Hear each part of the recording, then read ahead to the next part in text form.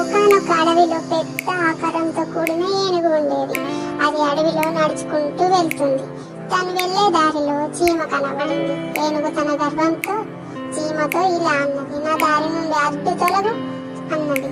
దానితో చీమకు చిరాకు వచ్చి, ఆ పక్క నుండి వెళ్ళొచ్చు కదా ఏనుగు రాజా అన్నది.